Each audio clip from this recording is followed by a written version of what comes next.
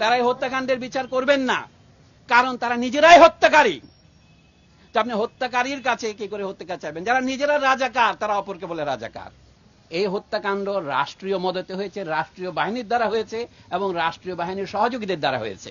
দেশের civil service থেকে শুরু করে সমস্ত সরকারি চাকরিতে সকলের বৈধভাবে প্রতিযোগিতা করার অধিকার থাকবে কি থাকবে না, সেই প্রশ্নটা অরাজনৈতিক প্রশ্ন নয়, এটা একটা রাজনৈতিক প্রশ্ন। কিন্তু রাজনৈতিক প্রশ্নের রাজনৈতিক সমাধানের দিকে না গিয়ে দেশের সরকার প্রথমে সেইটাকে এক পাশে ঠেলে দিতে চেয়েছে, উপেক্ষা করতে চেয়েছে, পরে যে দমন নীতি অবলম্বন করেছে নিজেদের পেটোয়া বাহিনী দিয়ে, সেটা থেকেই এই হত্যাকাণ্ডের শুরু। আমরা প্রথমেই পরিষ্কার করে বলতে চাই, এই হত্যাকাণ্ড রাষ্ট্রীয় মদতে হয়েছে, রাষ্ট্রীয় বাহিনীর দ্বারা হয়েছে এবং রাষ্ট্রীয় বাহিনীর সহযোগীদের দ্বারা হয়েছে, যাদেরকে আমরা বলতে পারি প্রাইভেট বাহিনী। এর বিশ্বাসযোগ্য তদন্তের জন্য অবশ্যই বর্তমান পরিস্থিতিতে আন্তর্জাতিক তদন্ত দরকার।